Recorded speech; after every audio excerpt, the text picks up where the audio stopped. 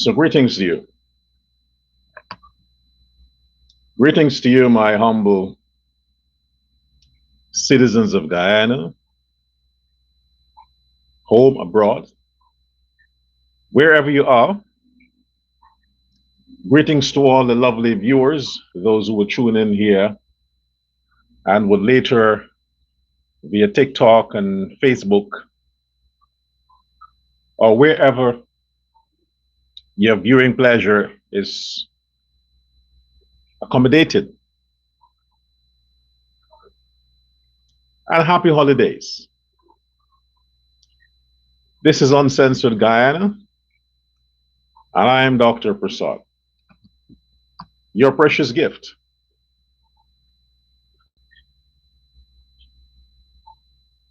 I know you're disappointed, but you must understand that procedures must be followed.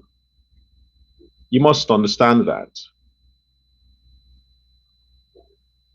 But I want to assure you that you being disappointed merits, based on the need for your country to continue to live in the freedom and the democracy that you deserve at heart. I would accommodate the emotions of you being disappointed. But I'll start off by telling you this.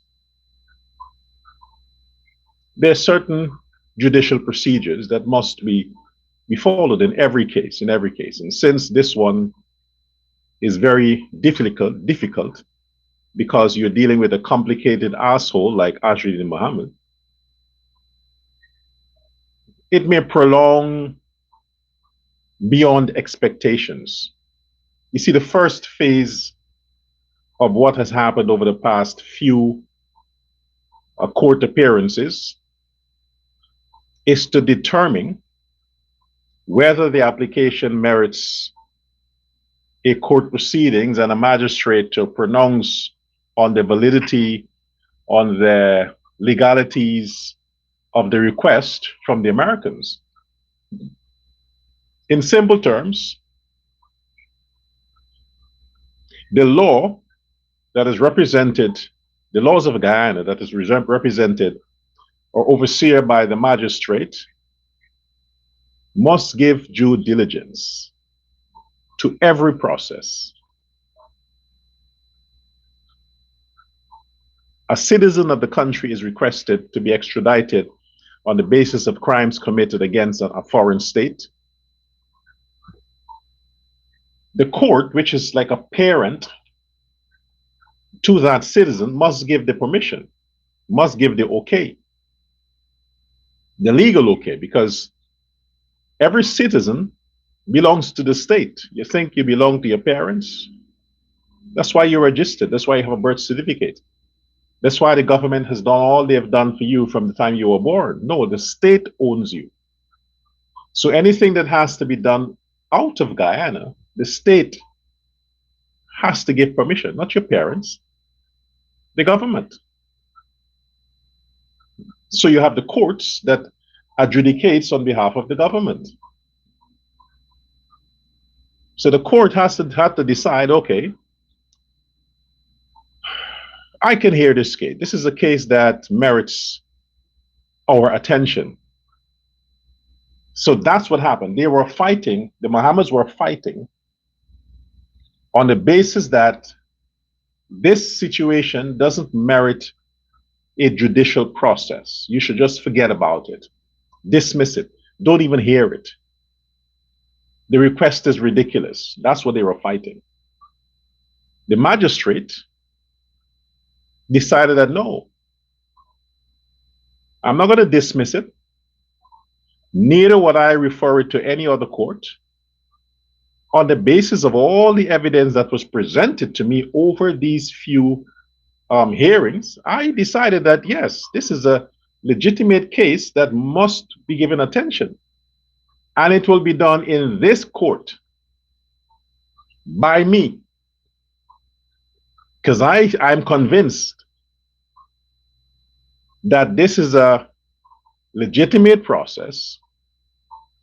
Everything that is applied here, all the information, all the material, everything is authentic. You have a real case here. So yes, on January 6th, significant day. Remember the issue in America there, the January 6th insurrection, as they call it?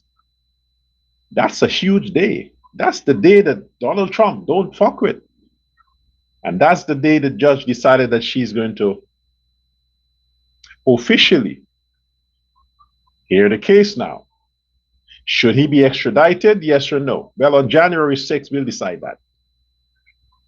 We've heard all the arguments leading up to if this is a legitimate request.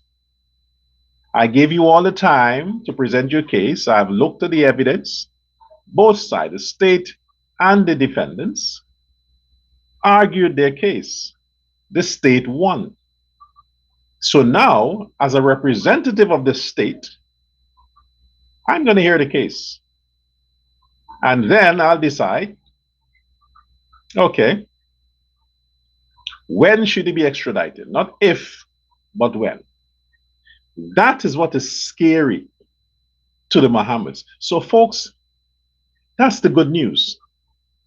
The good news is the fact that the magistrate refused to give in to the Wynn's demands to transfer the case to the High Court.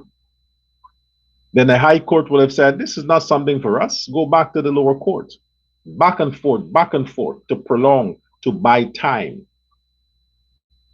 The magistrate says, no, we'll deal with it right here.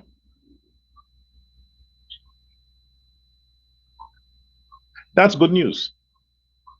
It meant that the case has merit for the court to adjudicate on that matter. It has merit. That's what it meant. Now they have to fight like hell. And how can they fight? How? How can the Wynn people fight? They have to fight like hell to convince or beg. Now they have to beg the magistrate to rule against the extradition. This is not they're not trying this in the courts. This whole January 6th is about should he leave and when should he leave. That's it. It's not about if it's legitimate. No, they've passed that now. That is bye-bye. That is like forget it. Today decided that there's no argument as to if there's a case. There is a case. And I'm going to hear the case on January 6th. That's what the magistrate told them. That's her ruling. You might as well say it's a done deal. President Ali should comfort Guyanese and say, hey, come, let me give all of you a hug. Don't worry. Don't worry. He's going to leave.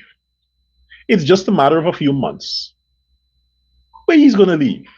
Not even a few months. What am I saying? Today's what? The 10th of December. Yeah, just over a month. Just over a month. So I understand, Guyanese, you didn't get your Christmas wish. But you'll have a good Christmas next year. You didn't get your Christmas wish. I get it. Okay, fine. Fine. He'll have a good Christmas in Guyana. His last Christmas in Guyana. Okay? He'll have a new year. All of that. He has enough time now to clean up his act. How? He ain't gonna donate anything because he's fucking greedy. How? Still pushing for the opposition leader stuff. Well, it ain't gonna happen. Guess what?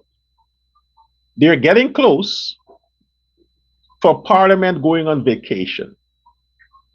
They're getting close to that. And the Parliament will be suspended for the season, for the holidays.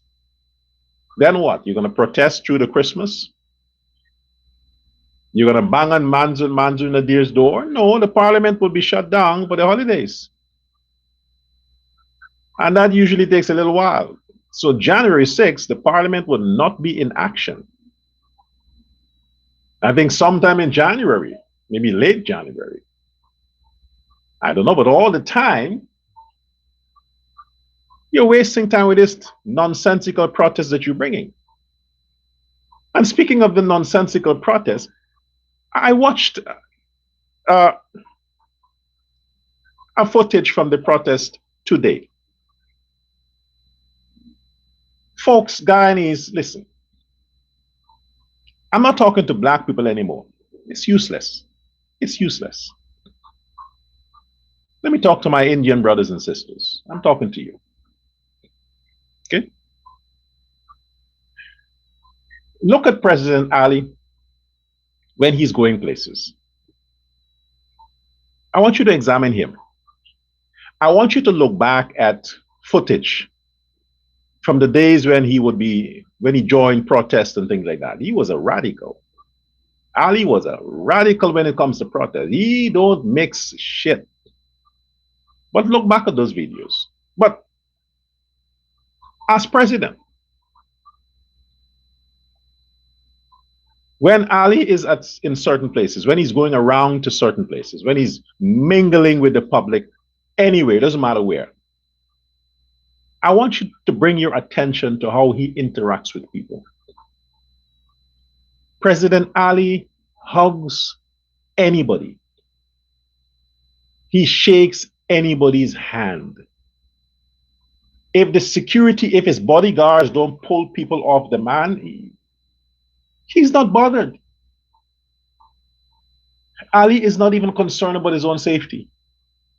He don't have people patted down before they come to him. That's how comfortable he is amongst his people. And the people who often run up to Ali, grabbing him, hugging him, kissing him, are black people. Indian people are not that aggressive. Indian people are not that aggressive. The people who are mostly running up to Ali for hugging and kissing and picture are black people. Black people, men and women. And when you look at the black people that are doing that, you would be scared of them. You would be scared as shit of them because of their face, because of their appearances. But Ali is never bothered. Never bothered. And he's president. Knowing the opposition wants to take him out, he's still not bothered. He's comfortable. That's how much faith President Ali has in his God and in his people. He is comfortable and he believes the Guyanese would never conspire to harm him physically.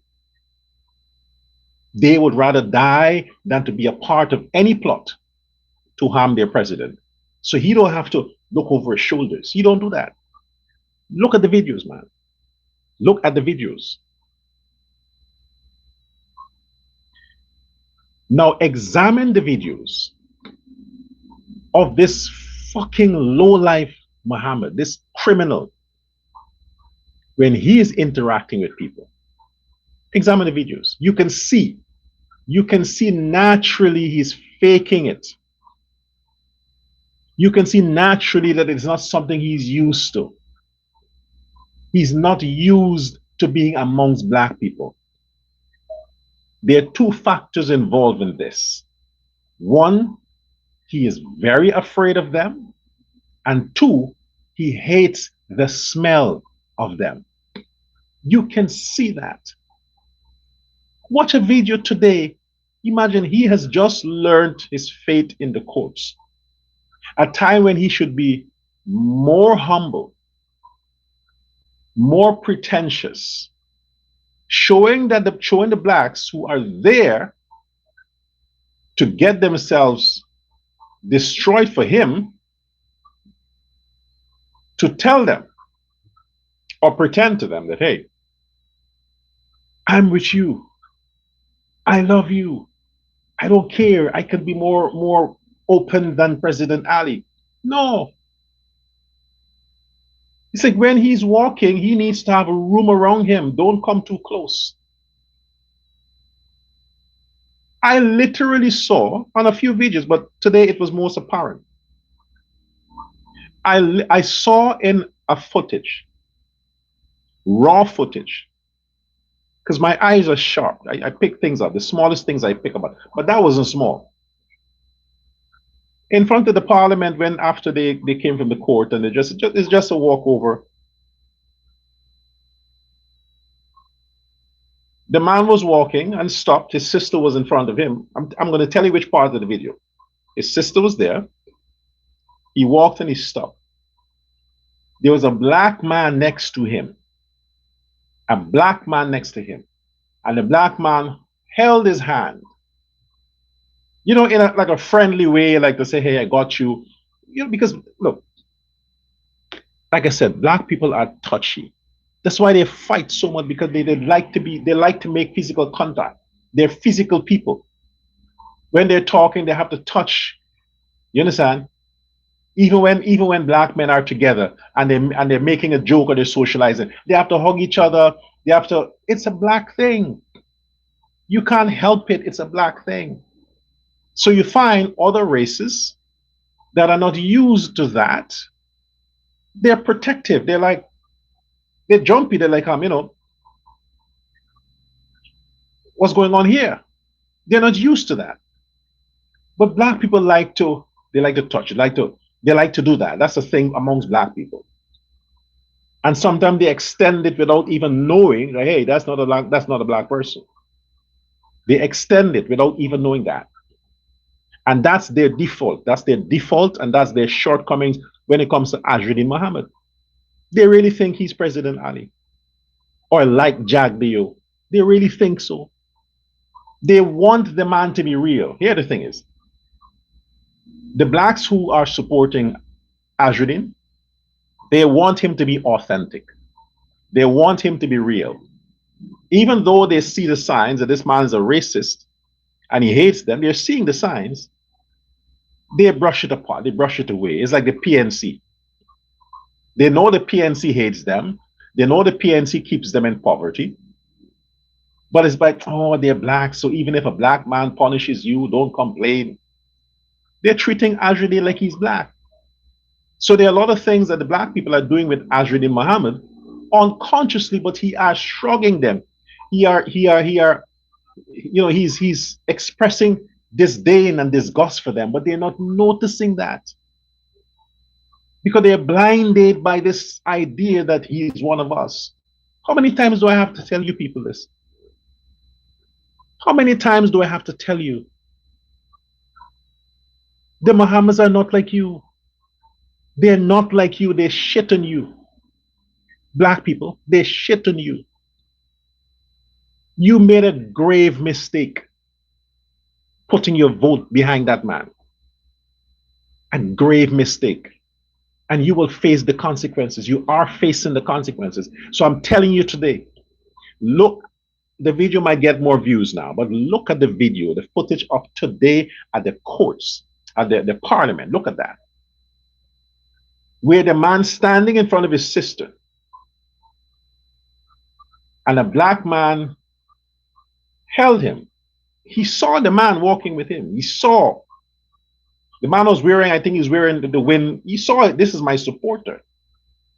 The man just held him in comfort. You literally saw Azriddin go, you know, loose me.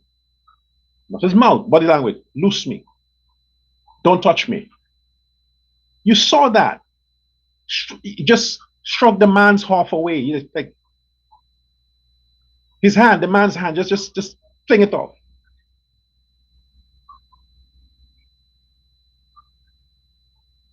And I saw it and I thought to myself, these fucking niggas, when would they learn? And you know the man was still there standing. He had no shame. He had no idea. Azriddin didn't even acknowledge him. He didn't even acknowledge him. There weren't many people there. He could have acknowledged all the people who were there, but he didn't even bother. He's like, fucking nigga, man. Don't touch me. Don't touch me. Imagine you are about to go to prison where you would be amongst a lot of niggas. A lot of niggas. And before you start to learn the personalities of black people, before you start to study, learn, interact, all your life you don't like them, we get it. You suddenly become opposition leader thinking that's going to keep you out of prison. You realize it's not going to keep you out of prison. You're still going. And before you try to use the little time you have to show real, genuine appreciation for the people who are standing with you in their ignorance, that's the best you can do, knowing that there are cameras everywhere filming you. You're not even bothered with that. Don't touch me. Which politician does that? Politicians are the greatest pretenders. Politicians are the greatest pretenders. Look at Priya Manikchan. She made a fan of, not a fan, I'm not a fan of anybody, but a supporter of her. Of all the things they said, well, I was against her as minister. I think she was a bad minister of education. I wanted her to be removed from that post. I wanted that. But this new post that she got, local government, and the things that she is doing since, it's not long. This is the first time she's local government minister. She's learning on the job. But she decided to take on the personality of a leader and understand that this role is bigger than her. It's not about her likeness or dislikeness, her personal taste, none of that. That doesn't matter anymore. She decided to forget about that and focus on what does it take to show Guyanese that I am sincere, I am genuine, I'm not a racist, what does it take? You see where she started to integrate the worst places that the Mohammeds would never think of fucking around. Priya Manikchan, a woman, a lawyer, took off her shoes and her pride and is hugging Negroes from the ghetto, hugging and kissing them. No racist would do that. You believe you can be a racist, and you can pretend to that level? Nope. The most you will do is maybe send a card, but you ain't going there. You ain't touching those people. You ain't hugging those people. No racist does that. It is pushing it too far. But a woman, not even say a man, an Indo-Guyanese woman, the one from the upscale neighborhood, the rich one,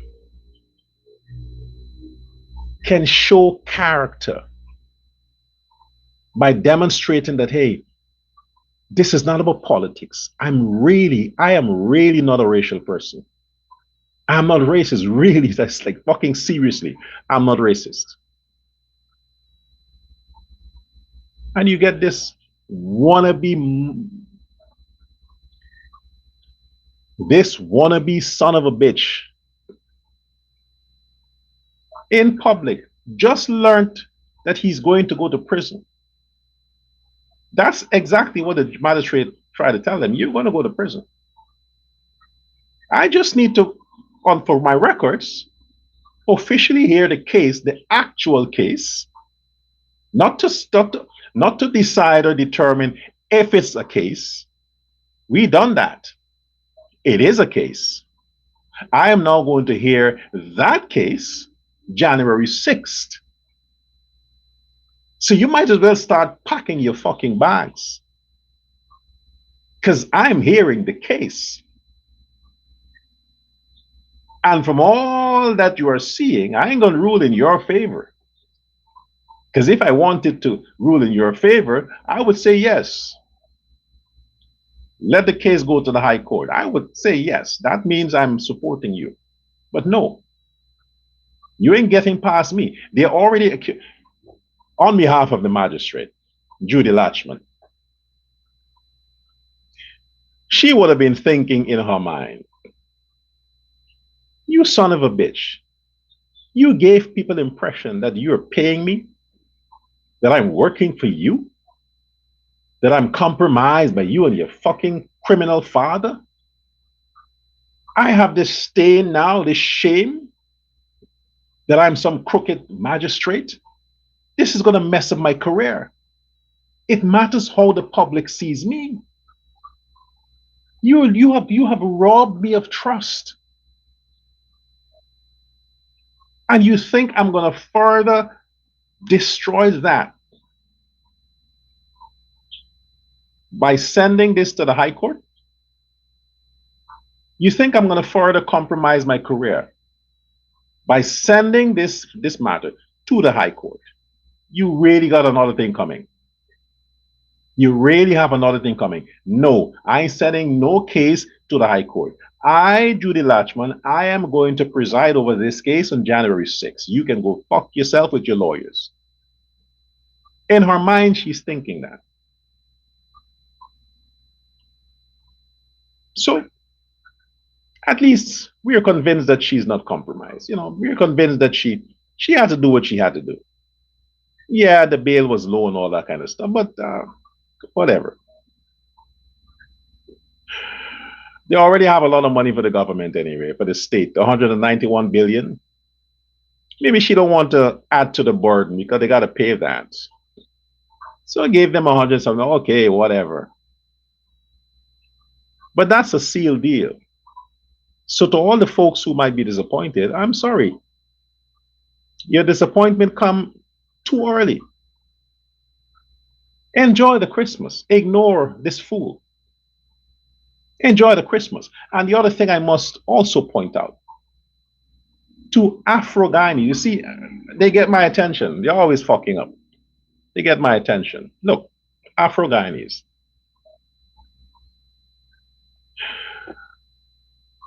The crimes that the Mohammeds committed is against human beings, not a system. Human beings, not animals. The crimes he committed against the American government, the American people, it's against the American people.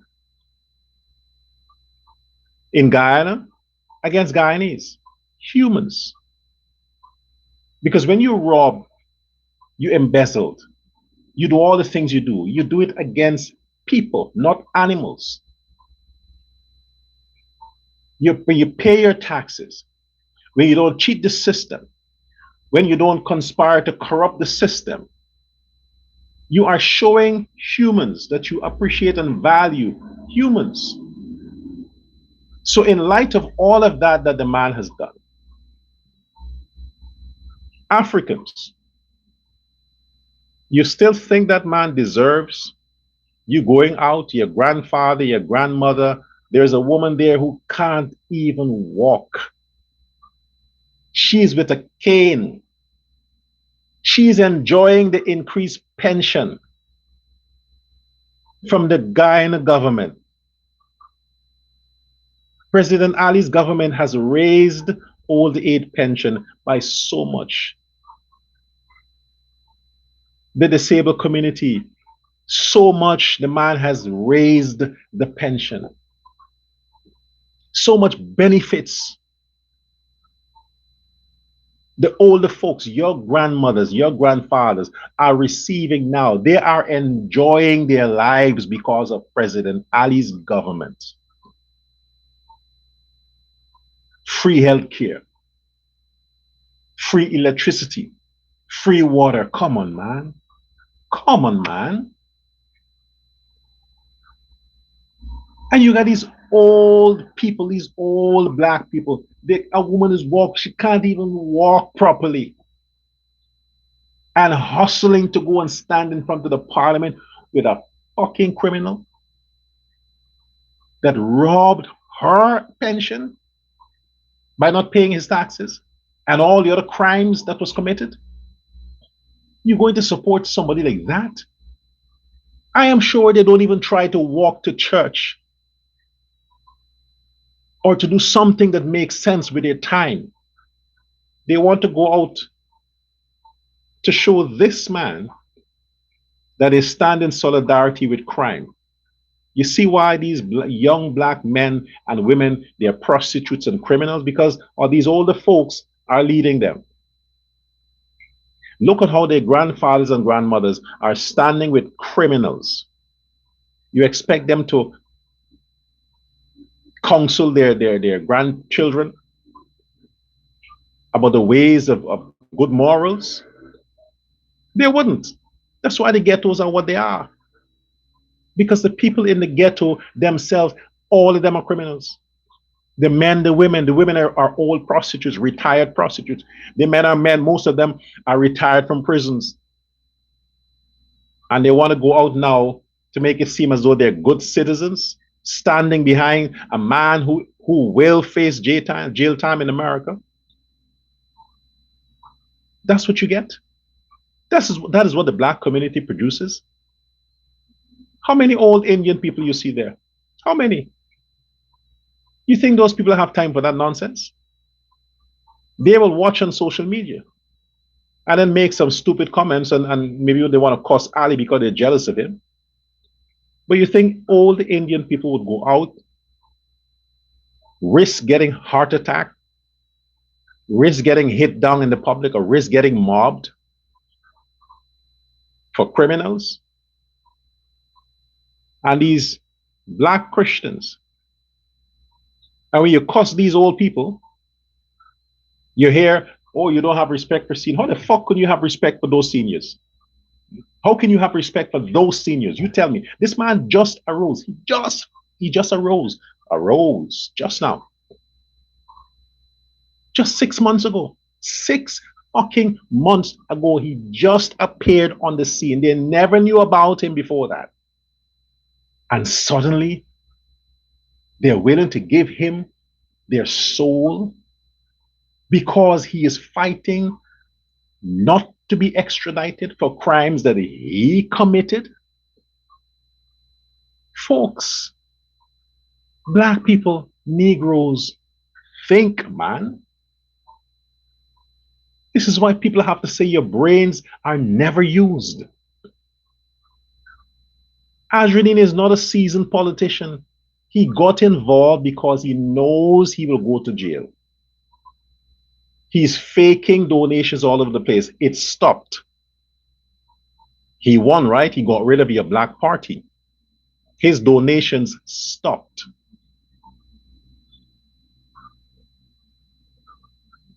Now you're going to protest because you think the court is wrong for hearing a case that has nothing to do with you motherfuckers? And then you're going to go to the parliament to protest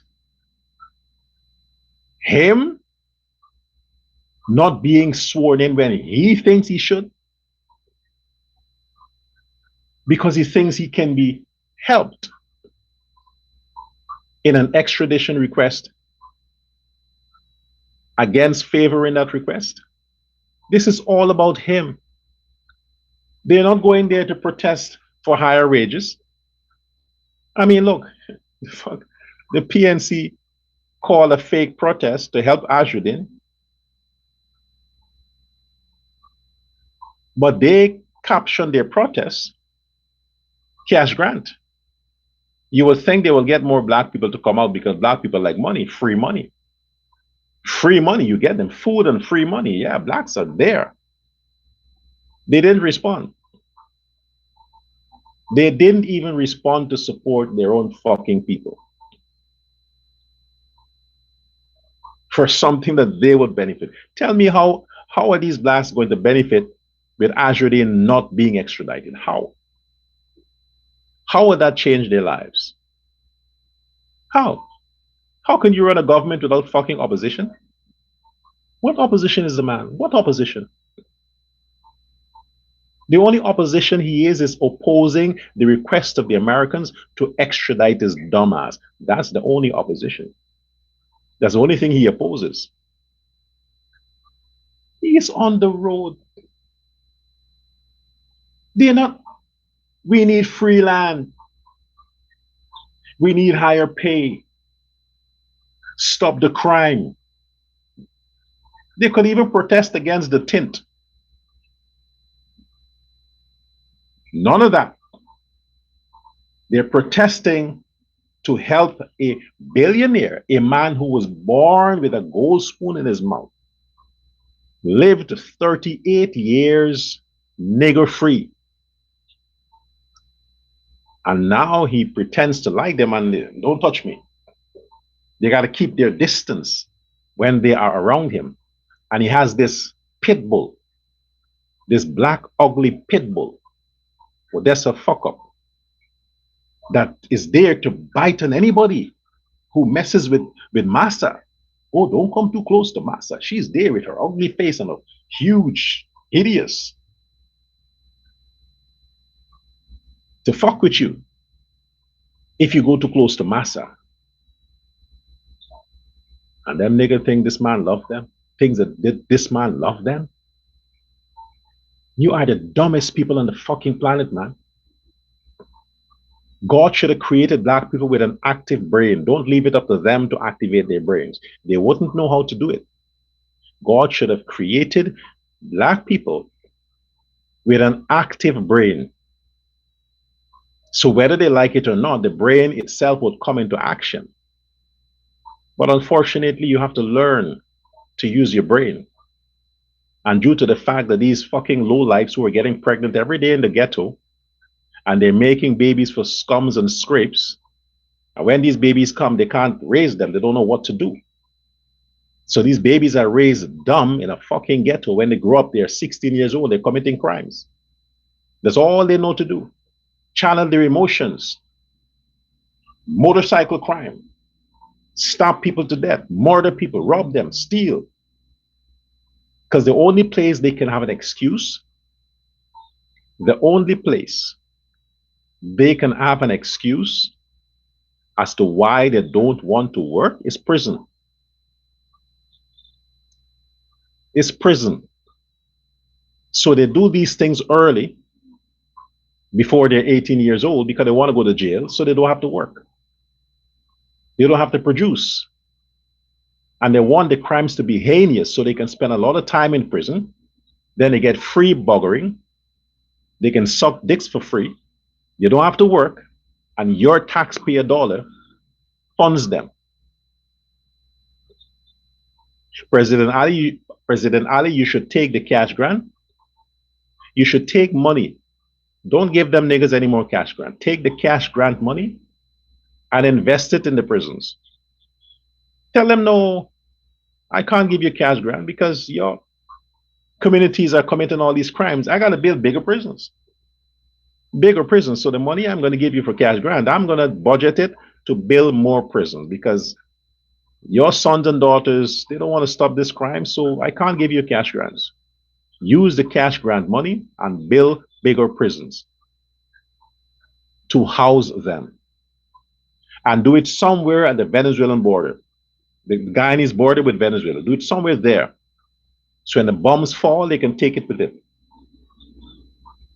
And send all of them there. A nice community. Yeah, the Jim Jones saga.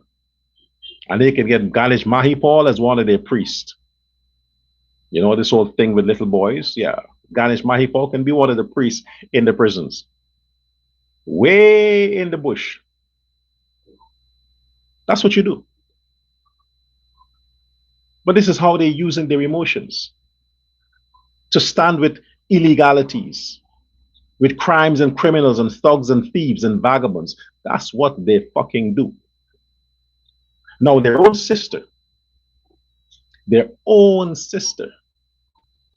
Minister of Home Affairs, their own sister, she's a beauty.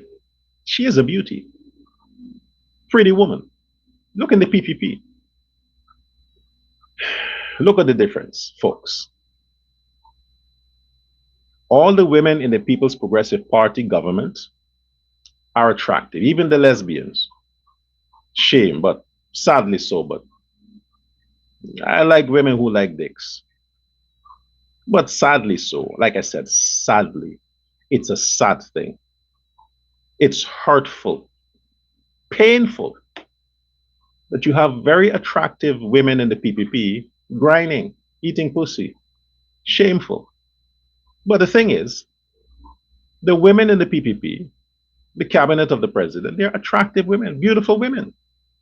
Examine the ones in the PNC. That's why they're so bitter. Men don't want them. That's why they beat up on men. Yeah, look at the women that were in the cabinet of the PNC. Look at their record. They're very unattractive. Nobody liked them.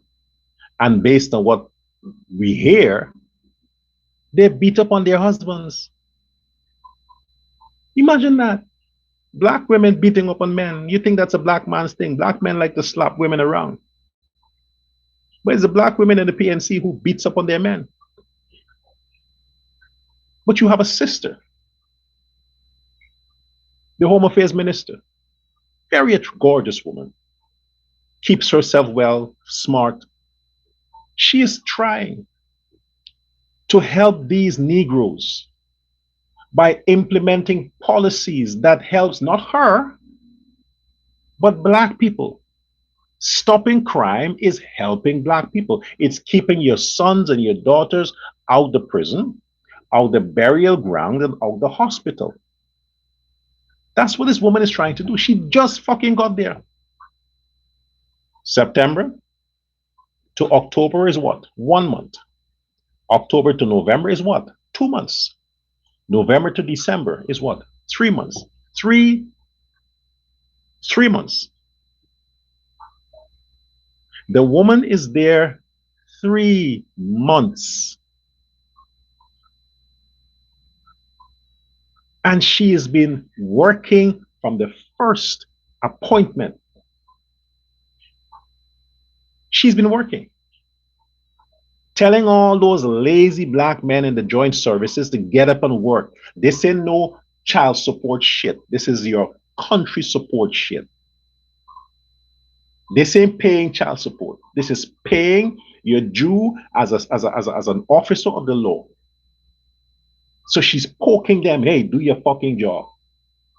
Work now. Because, you know, women, we want to see the men work. So as a woman, I want to see you niggas fucking work. And you black people are against that? You are against that? Look at the accidents on the road. Look at the accidents on the road. Every day. And the accidents are so violent.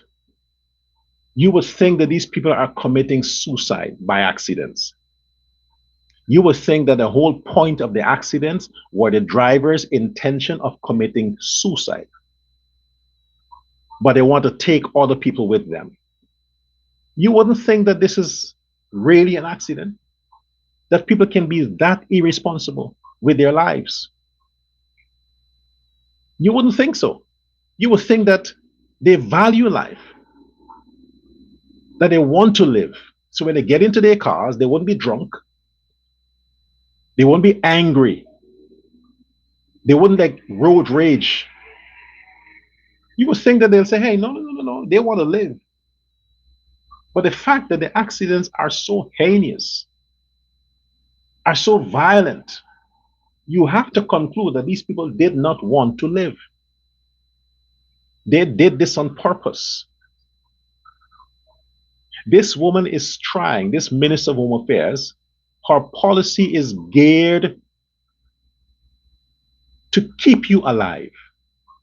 Like I said before, your life technically belongs to the state.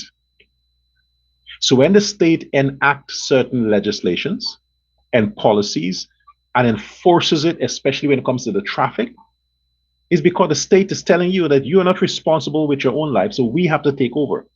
So if we see you without a seatbelt, we're gonna fine you because your life matters to us.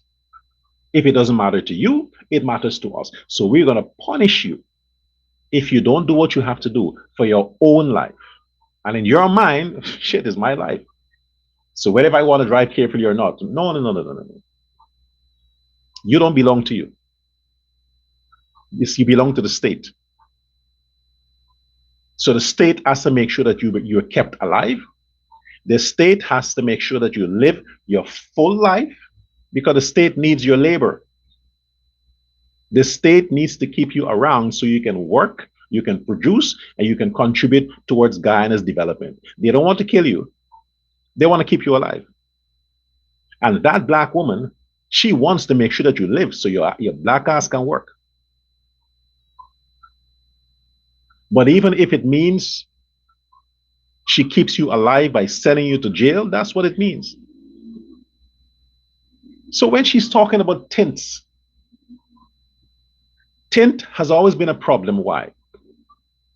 Because they commit crime. They use the tint as an excuse for privacy. What fucking privacy? A bunch of these people who have cars, the cars, it's leased. Most of them haven't paid their installment. They're not nobody important to say that they need a tint to protect their identity. Nobody's targeting them. But no, they want to put these tint on their vehicles to hide from the police. They commit crimes with the tint. They rob people. They steal people. They have all the people's wives in the car. They're driving around with all the people's husbands, and they don't want anybody to see them. That's why they want the tint, to hide their identity, to hide their crimes.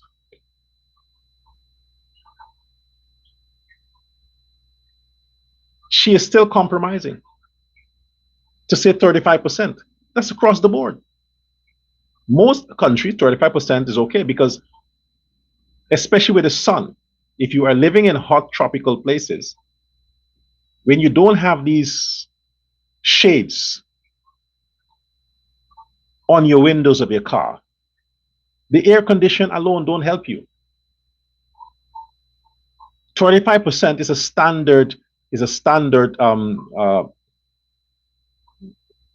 percentage that helps to reduce the sun's heat from penetrating the car.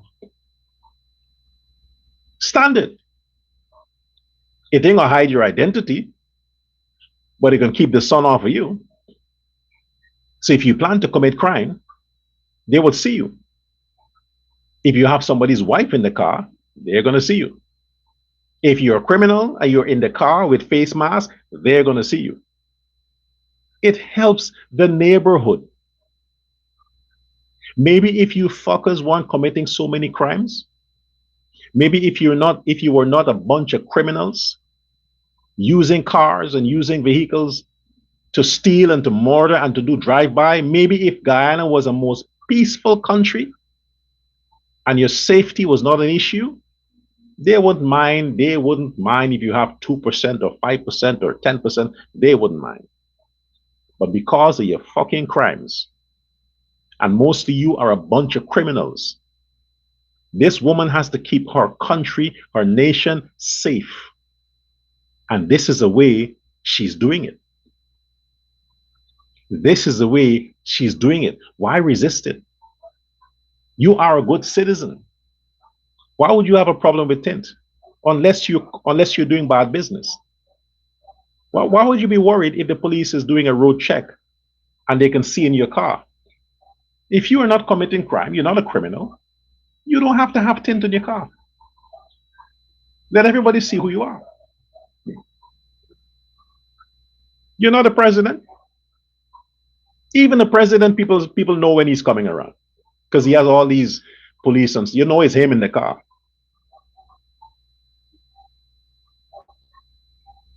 So why resist? The point is, what is your motive for resisting the policy against tinted vehicles? What is your motive? Won't you? Don't you? Aren't you happy when your friends can see you driving a car? You're in traffic and they're like, "Oh my gosh, look, that is Sunita." And not Sunita because Indians are not against it. What is the black name? That is that is Priscilla. Yeah, that is Priscilla. Oh my God, Priscilla. You're driving. Oh, I see you, Priscilla. I saw you in the traffic the other day. I didn't know you can drive. If you have fucking tint on your car, how the hell they gonna see you? How? So I am down with that, Minister of Home Affairs. Do your thing. And the other thing too, like I said before, the government wants to keep you alive. Why are you speeding? I mean, look at the accident the other day. Run under a truck. I mean, come the fuck on, man. You can't see the truck is stopped way in the side. You can't see the mechanic is busy fixing the truck. You're going to see that. And you still step on your gas, steer your car into the truck. Unless your intentions were suicide. But then why take somebody else's life who really wanted to live? Why take somebody else's life? You want to kill yourself? Okay, fine, go ahead. But don't take other people with you. You don't value your life, then fuck it, that's you. Other people value their life. That's why they take safety measures. That's why they drive safely. They observe the traffic laws. They don't speed. They don't go into the offshoot of the road and driving on the parapet where people actually walk on motorcycles. They don't do that because they value their lives. You're always in a hurry, always in a fucking hurry. You're not an ambulance. You're not a police on a chase, but you are in a hurry. And everybody else on the road who were on the road before you, taking their time, following the traffic rules, following the speed limit, you're pissed with them. Because they're not breaking the law by driving beyond the speed limit just to accommodate your hastiness. So instead of staying in line, you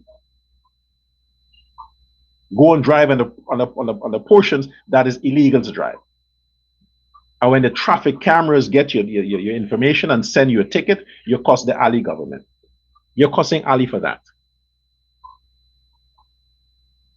No, the minister has to do what the minister has to do to keep Guyana and Guyanese safe. It's the third month.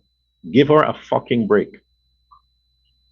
I was the one who was against a woman being Home Affairs Minister because I thought she'll be weak. And because the black guy, the older black guy, was an asshole, I thought, well, a black woman would be worse. But no, that was a good pick. So far, it's a good pick. Give her a break. She's trying to keep you safe. All right? What the president said about fixing your business, 6 weeks, the man is still, I mean, the Ali government is compromising and compromising to help these fucking Negroes. They're doing it for you. And you're complaining. You still got 6 weeks to fix your license issues. Fix it. We all know people buy their license. We know that their system is corrupt. We know that. How is that the president's fault if people buy their license? How is it his fault? He issues the license. Is he the one doing it? Police officers comes from families, from neighborhoods. They come from among people they grew up with. They went to school with. Familiars. And like every country, police are humans. They do favors. They help where they can and hoping they wouldn't get caught. They trust their request from their friends and family. It's not every time they're bribed. Sometimes they genuinely want to help out a friend or a brother. They say, okay, let me see what I can do. Doesn't mean they're corrupt. It meant that they're still humans. But when that brother or that friend fucks up, then they put that police officer under scrutiny and put them in trouble, get them into trouble. Because when these people who did not pass the theory on the driver's test and they get a driver's license because they passed the practical, they make accidents. Why do you think the theory is there? The theory is there so you understand you don't drive on the parapet. The theory is there to let you understand you don't park, you don't double park. You don't make a U-turn when the sign says don't make a U-turn. The theory is there so you understand what is 20 miles an hour, what is 80 miles an hour. That's what the theory is there. So you know when you see a police coming and the police is flashing lights, when you see an ambulance coming, that's what the theory does. It teaches you about signs, lanes, and speed limits and all these things. So it's important that you understand theory. Not just jump in a car, and because you can drive, you think, then that's it. No, you have to, because when you drive, you have to see, you have to observe your eyes. And if you can't interpret what you're seeing in your eyes while you drive, then you don't deserve to have a license. This is why theory is important. So yes, all of them who think they know how to drive, but they don't understand the theory, let them go back and do the theory test. Let them pass the theory, then you reissue them with their license. It's not about the practical alone.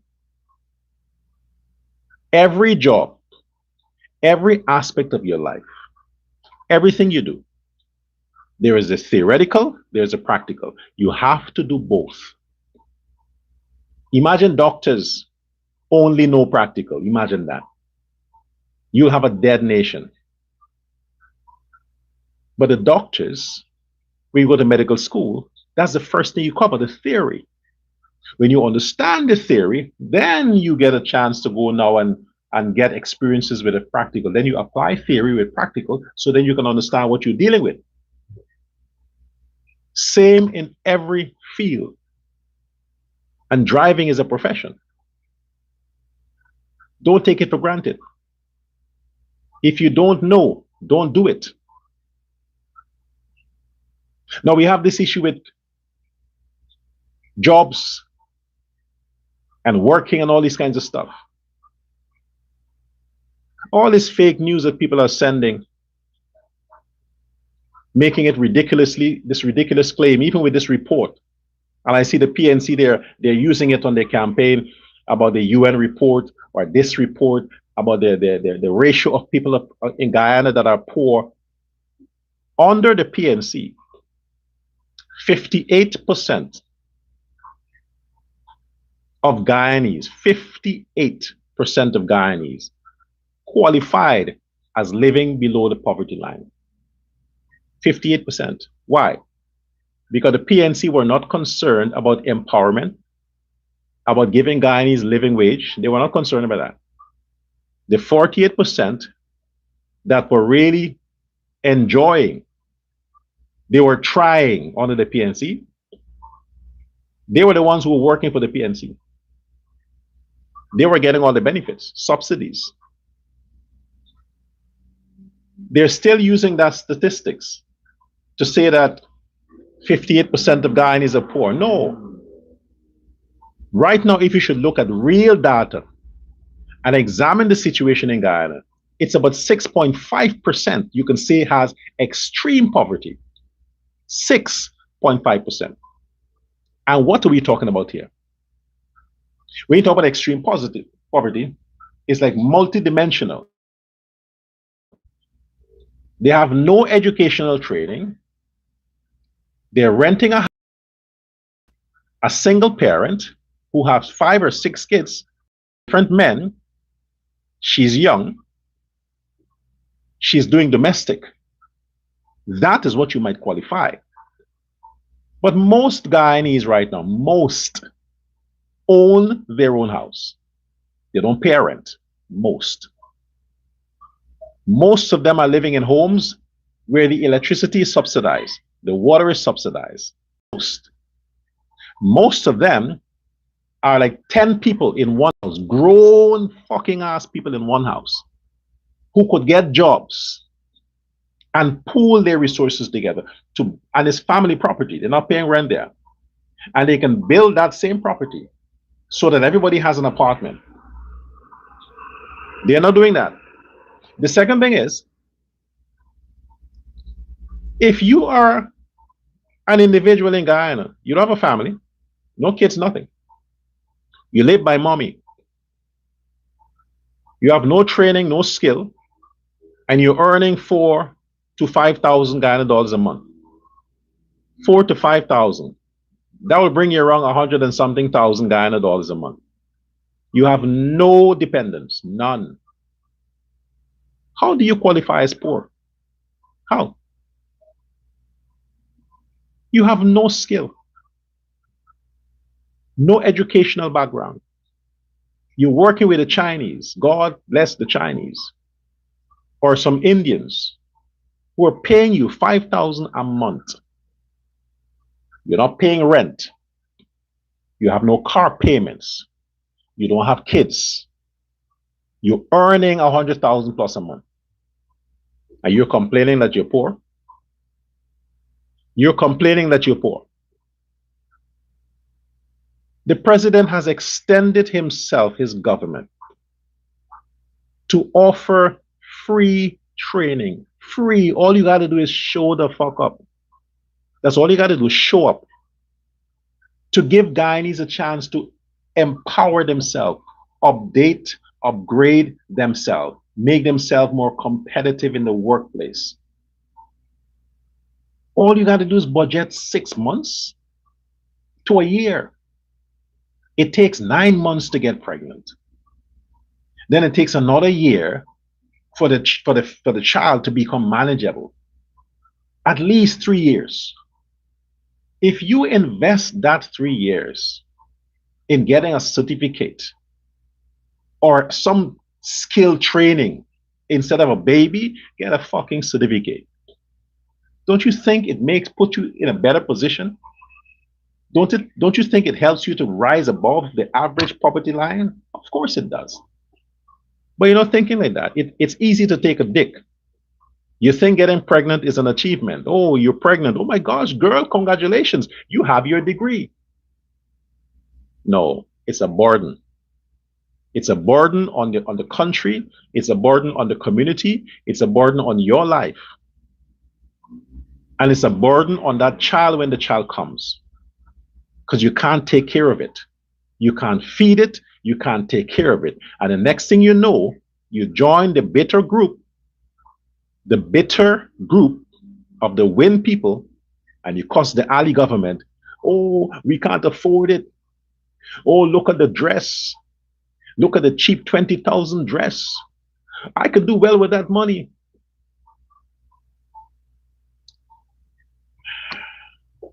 Folks, the best thing that ever happened to you in Guyana is Irfan Ali. The best thing that ever happened to Guyana is Irfan Ali. At least he has a good-looking wife that he loves. And she gave him 2 kids. At least. It's in a fake wedding. It's a real one. They are a real couple. The kids look like him. Be thankful. You have something to be proud of. Stop supporting Ashreddin Mohammed. Get rid of the PNC. Your only hope is the People's Progressive Party Civic. Your only hope. Goodbye now.